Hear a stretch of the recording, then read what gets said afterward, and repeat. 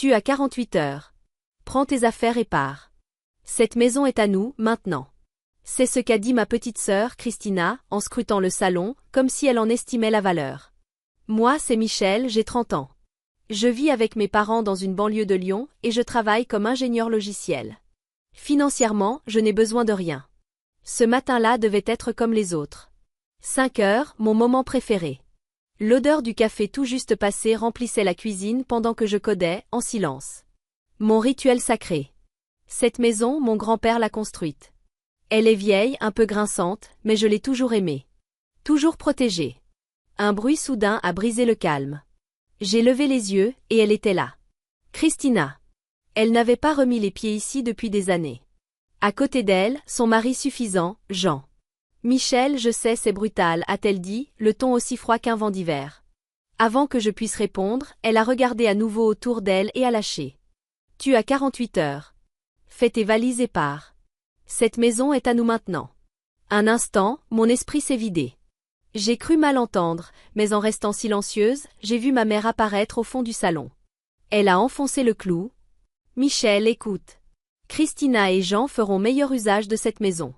Toi, tu as toujours été seule. Eux ont un vrai projet. Quelque chose s'est brisé en moi. Pas de la colère. Non, c'était plus froid, plus précis. J'ai lentement levé la tête. Je l'ai regardé droit dans les yeux. Un projet? Comme contracter un prêt hypothécaire sur cette maison et laisser quelqu'un d'autre le rembourser? Son visage est devenu livide. Puis j'ai tourné la tête vers Christina, si sûre d'elle une seconde plus tôt. Tu es au courant du prêt de 150 000 euros?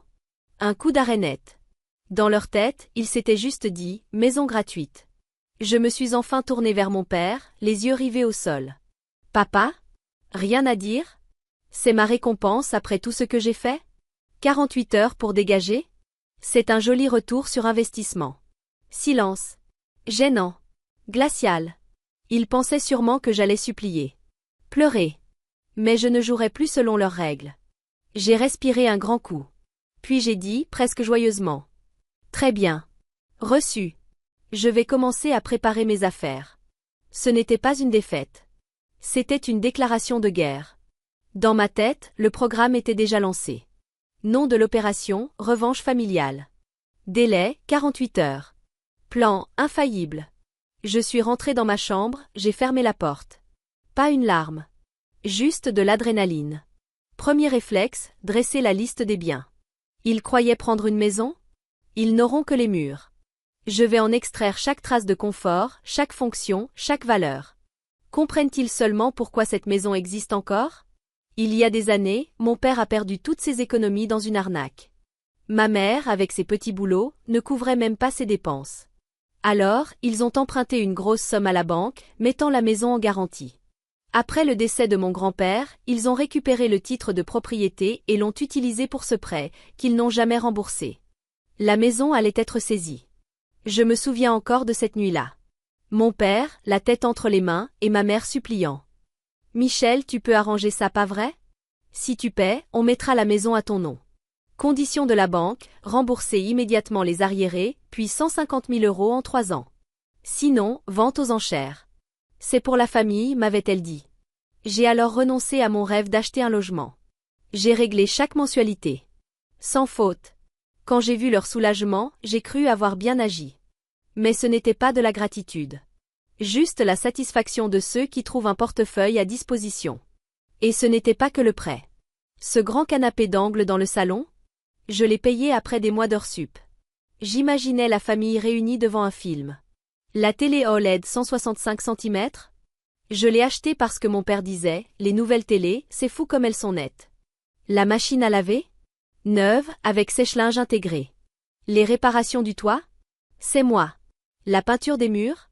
Encore moi. J'ai mis tout ce que j'avais dans ce projet qu'on appelle un foyer. Mon argent, mon temps, mon amour. Tout ça pour ça? Alors maintenant, dans ces 48 heures, je vais tout retirer. Chaque pièce de ma vie, en sécurité. Jusqu'au dernier détail. Première mission, trouver un allié logistique. Une entreprise de déménagement express.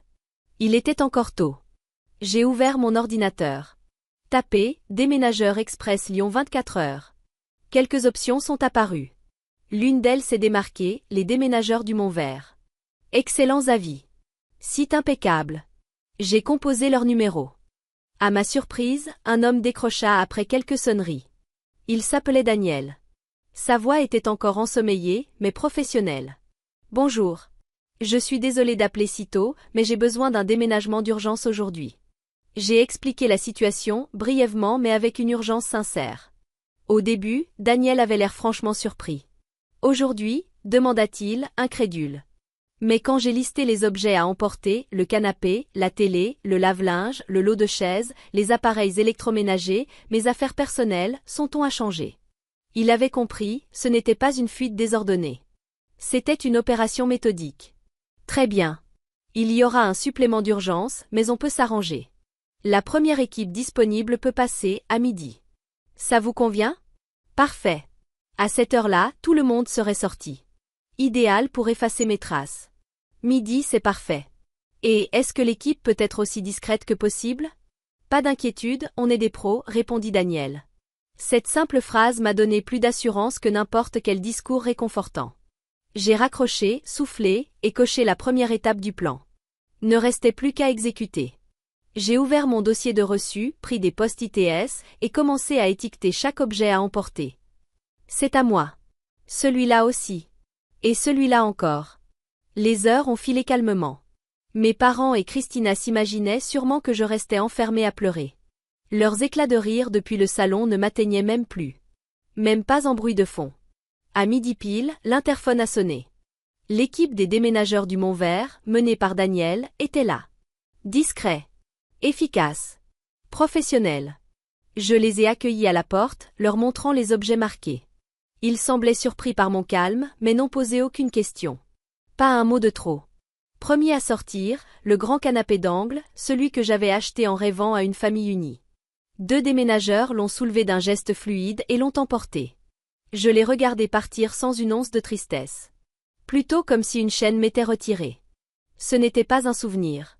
C'était mon bien, acheté avec mon argent. Je le récupérais. Point. Ensuite, la télé OLED de 165 cm, démontée et soigneusement emballée.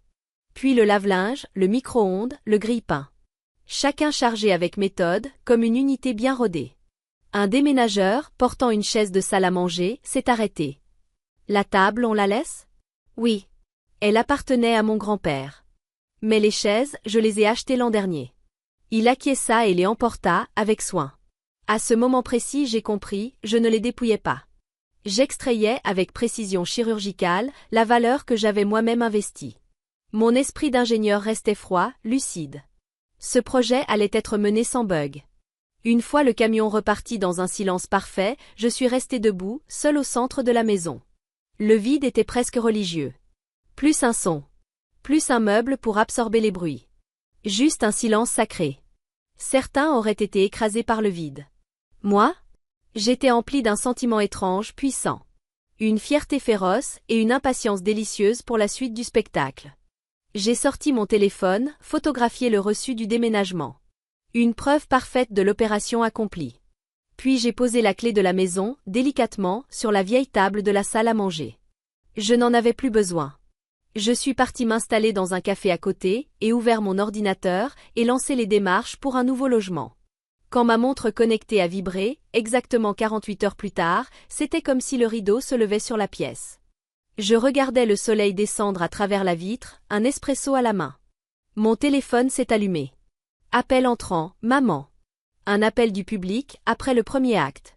Je n'ai pas décroché. Message vocal. La voix hystérique de Christina, entrecoupée des tentatives paniquées de ma mère pour la calmer. Il n'y a plus rien dans la maison, maman. C'est vide. Michel a tout volé. Tout. Hurla Christina. Du calme, Christina. J'essaie de joindre Michel, mais elle ne répond pas. Qu'est-ce qui se passe? Balbutiait ma mère, de plus en plus désorientée. Je les entendais vaciller. Dans leur script, j'étais censée pleurer, faire mes cartons tristement, partir honteuse, pendant que Christina et Jean s'installaient dans leur nouvelle vie. Ils n'avaient jamais imaginé que le décor lui-même disparaisse. J'ai envoyé un SMS à Rebecca, ma meilleure amie et avocate. Rideau levé. En attente de l'entrée juridique. Sa réponse fut immédiate, popcorn prêt. Je commandai un autre espresso, en attendant l'appel de mon père. Il n'a pas tardé. Numéro affiché. Je l'ai envoyé sur la messagerie aussi. Sa voix enregistrée n'était pas en colère. Juste déboussolée. Michel, qu'est-ce que tu as fait? La maison, elle est vide. Rappelle-moi. Tu vas trop loin. Trop loin? J'ai payé 150 000 euros. J'ai sacrifié mes projets, travaillé comme une damnée, et vous m'avez viré sans un mot. Ce n'est pas moi qui vais trop loin. C'est ce que vous êtes. J'ai mis mon téléphone en silencieux, posé sur la table. Qu'il ne vienne plus troubler ma paix. Je sirotais mon café lentement, les imaginant tourner en rond dans une maison vide, sans repère, sans réponse. Le lendemain matin, j'étais déjà chez Rebecca, dans son cabinet au mur de verre moderne. Elle me tendit une tasse de tisane et esquissa un sourire malicieux. Alors, le château vide d'hier soir a semé un joli chaos. J'avais écouté les messages vocaux. C'était de la pure panique. L'ouverture parfaite. Mais ce n'était que l'introduction. Le plat principal arrive encore, dis-je. Je posai le gros classeur de reçus et une vieille photo de mon grand-père François sur la table. Rebecca feuilleta les reçus puis souffla, impressionnée. C'est remarquable. Une preuve irréfutable. Tous les meubles et appareils électroménagers t'appartiennent clairement. Même s'il crie au vol, la police traitera ça comme une affaire civile. Mais c'est maintenant que le vrai travail commence, dis-je. Rebecca, je ne veux pas que tu te contentes de me défendre. Je veux que tu attaques. Je pointai la photo. On y voyait François me porter sur ses épaules, moi, petite fille, et lui, le visage illuminé de fierté. Il avait construit cette maison de ses propres mains. Têtu et fier jusqu'au bout. Cette maison, c'était la sienne. J'ai toujours cru que mes parents l'avaient héritée légalement. Mais il y a quelque chose qui cloche. Quand papa a paniqué, c'était comme s'il craignait que je découvre quelque chose. Le regard de Rebecca changea. Elle posa sa tasse et se pencha. Tu penses que la succession n'a pas été claire? Exactement. D'accord. On va creuser. Il faut vérifier les registres de succession et d'héritage au cadastre. Donne-moi son nom complet et la date approximative de son décès. Je lui ai transmis tout ce que je savais. Elle me serra l'épaule. Laisse-moi faire. Tu as déjà fait l'essentiel, reprendre ta vie en main. Maintenant c'est notre tour. En quittant son cabinet, le ciel de Lyon était d'un bleu éclatant, presque moqueur. Et pourtant, pour la première fois depuis des années, je me sentais en paix. Ce n'était plus seulement mon combat. Et au fond de moi, je sentais que la vérité à venir serait bien plus grande que tout ce que j'imaginais. Les autres, toujours enfermés dans cette maison vide, n'avaient encore aucune idée de ce qu'ils allaient perdre. Et ce n'était pas du mobilier. 2 jours plus tard, un simple SMS de Rebecca s'afficha sur mon écran. Viens au bureau. Maintenant. Même à travers ces quelques mots, je sentais son excitation contenue. Et sa colère froide, professionnelle. Quand j'ouvris la porte, elle fixait son écran avec intensité. Dès qu'elle me vit, elle pivota. Michel, prépare-toi. J'ai trouvé quelque chose de lourd. À l'écran, un document numérisé, officiel, tamponné par le greffe du tribunal de Rhône-Alpes. Titre, Testament de François Dubois. Le nom de mon grand-père. Tes parents t'ont dit qu'ils n'avaient laissé aucun testament, n'est-ce pas? Demanda Rebecca. Oui. Selon eux, ils n'en avaient jamais rédigé. Donc la maison revenait légalement à son épouse et à ses enfants. Rebecca secoua la tête, les dents serrées. Un mensonge. Un énorme mensonge. Elle zooma sur un passage du document. Parmi les paragraphes juridiques, une phrase sauta aux yeux. Incontestable. Tous les biens immobiliers, y compris la maison située en banlieue de Lyon, seront légués uniquement à ma petite-fille bien-aimée, Michel Dubois. J'ai eu le souffle coupé. Qu'est-ce que ça signifie? Ce que tu lis. Depuis le décès de ton grand-père, la maison t'appartient légalement. Tes parents et Christina n'avaient aucun droit sur cet héritage. Ils le savaient. Et ils t'ont caché la vérité. Ils t'ont menti. Et ils ont même tenté de t'expulser d'un bien qui était à toi dès le départ. Ce n'est pas une dispute de famille. C'est de la fraude. Tandis que Rebecca parlait, des souvenirs remontaient. Des fragments épars qui s'assemblaient enfin. Le jour où grand-père avait marqué ma taille sur le pilier du salon en disant « Un jour, ce sera toi qui protégeras cette maison ». Ce n'était pas juste une parole tendre. C'était un message. Une mission. Je comprenais maintenant pourquoi mes parents acceptaient mes sacrifices si facilement. Pourquoi mon père évitait le sujet de la maison. Ils vivaient avec la peur silencieuse que je découvre ce qu'ils avaient enterré. Et ils ont masqué leur culpabilité derrière ma gentillesse. Au-delà de la colère, une résolution froide et totale grandit en moi. S'ils ont tenté de cacher la vérité, alors mon devoir était de la révéler au grand jour. Je me suis tournée vers Rebecca. Ma voix était basse, mais déterminée. Rebecca. Apprends-leur ce qu'est la réalité. Elle eut un sourire carnassier. Avec plaisir. C'est pour ça que je suis là. Le lendemain, un courrier recommandé, au nom de Rebecca, arriva à la maison familiale. Il contenait 2 pièces. Une mise en demeure, affirmant formellement ma propriété sur tous les meubles et appareils achetés, et menaçant de poursuites pour diffamation en cas d'accusation de vol. Une copie officielle du testament de François Dubois, notifiant que la seule propriétaire légale de la maison était Michel Dubois. La lettre précisait que mes parents et Christina étaient désormais occupants illégaux et qu'un départ immédiat était conseillé. Rebecca me confia plus tard qu'à peine la lettre ouverte, mon téléphone s'était mis à vibrer sans relâche. Appels par dizaines. Centaines. Elle n'a répondu qu'à un seul. Celui de ma mère. Passe-moi Michel. Je dois lui parler. Hurla-t-elle. La voix de Rebecca, elle, était glaciale. Chirurgicale. Michel ne vous parlera pas. Toute correspondance devra désormais passer par ce cabinet par écrit. Et sachez que des dommages pour occupation illégale s'accumulent chaque jour. Cette seule phrase laissa ma mère sans voix. Puis l'appel coupa net.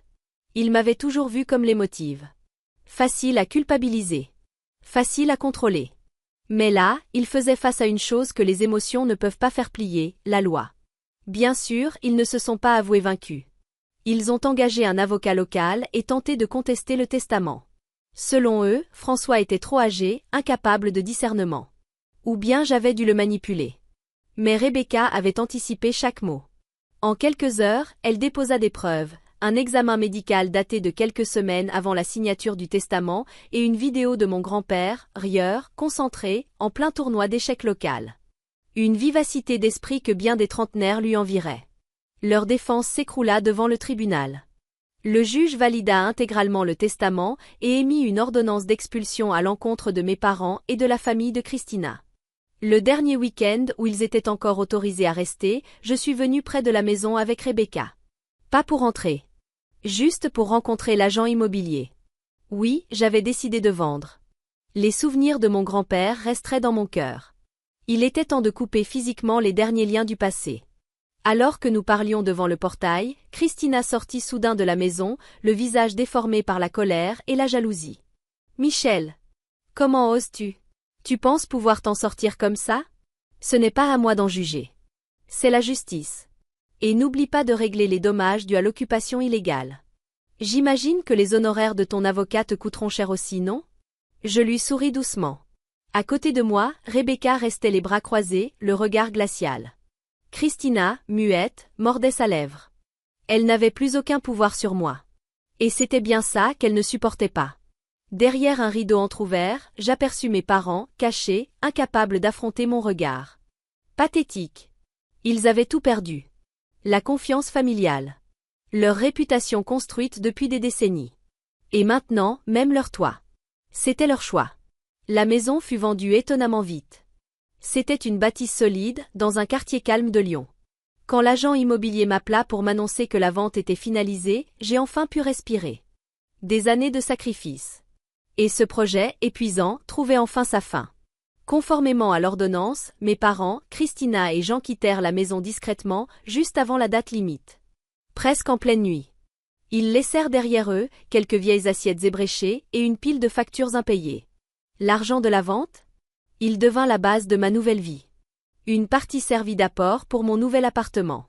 Le reste fut investi intelligemment. Je n'avais plus à éponger les besoins des autres.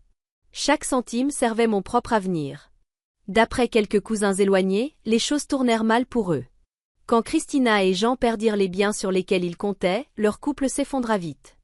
Le job tapa accent grave l'œil de Jean ne suffisait plus à couvrir les dépenses de Christina ni leur loyer. La dernière nouvelle, en pleine procédure de divorce, Christina squattait des canapés en Californie, à la recherche de travail. Quant à mes parents, c'était encore pire. La rumeur du testament caché s'était répandue dans la communauté où ils vivaient depuis toujours. Obsédés par les apparences, ils déménagèrent loin de Lyon, dans un petit appartement en location, au fin fond de la Drôme. Mon père, brisé dans son orgueil, perdit toute motivation. Ma mère, elle, passait son temps à se plaindre à qui voulait bien l'écouter que tout est de la faute de Michel. Perdre leur maison et leur statut social ne suffisaient même pas à rétablir la balance. Rebecca préparait déjà une plainte pénale pour dissimulation de testament. Le prix à payer ne serait plus seulement financier. Le jour où ils devraient faire face à leur culpabilité derrière des barreaux approchait. Même quand j'entendais des rumeurs sur leur chute, mon cœur ne réagissait plus. Il ne restait plus de haine. Plus de colère. Juste un calme. Une indifférence absolue, inébranlable. Et c'est ça, plus que tout, qui prouvait qu'ils ne faisaient plus partie de mon histoire. J'ai bloqué tous leurs numéros. Ils ne connaissaient pas ma nouvelle adresse. Physiquement, numériquement, émotionnellement, j'avais tout coupé. Ce qui suivit fut une paix si profonde, qu'elle semblait presque irréelle. Quelques mois plus tard, j'ai pris une grande décision, reconstruire ma vie depuis zéro. J'ai quitté Lyon et suis partie m'installer à Grenoble. Je voulais une vraie page blanche. Un endroit sans souvenir. Sans passé. Par chance, une start-up spécialisée dans les technologies vertes y cherchait un chef de projet. Mon expérience les a convaincus. L'indépendance financière? Je l'avais déjà. Mais à Grenoble, j'ai enfin conquis mon indépendance émotionnelle. Je n'avais plus besoin de marcher sur des œufs.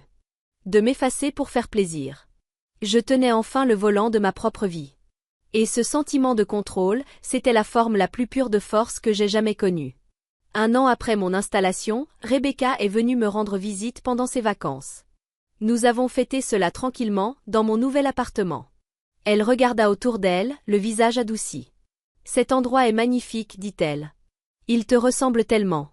C'est grâce à toi, Rebecca. Sans toi, je serais peut-être encore enchaînée à cette maison. » Elle secoua la tête. « Non. Moi, je t'ai juste montré le chemin juridique. C'est toi qui t'es levé et qui as mené ce plan de 48 heures. Cette force, elle t'appartenait déjà. Et elle avait raison. J'avais été forte tout ce temps. Pendant des années, j'avais vécu sous le poids toxique de la famille. À douter de ma valeur. À croire que me taire, c'était aimer. Mais je n'ai jamais été faible. Le courage de dire non, de refuser l'injustice, il était là, en moi. Simplement endormi.